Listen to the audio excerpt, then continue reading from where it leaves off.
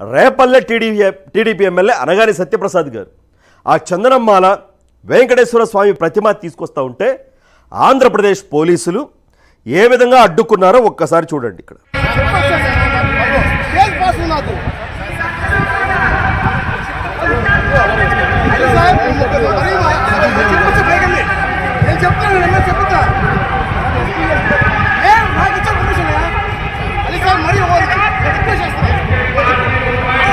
చూశారు కదా, ఎస్పీజీ సిబ్బంది అనుమతించారు, ఆయన పంపించండి ప్రధానమంత్రి గారికి ఆ ప్రతిమ అవన్నీ ఇస్తారు అంటే రాష్ట్ర పోలీసులు అక్కడ అడ్డుకున్నారు.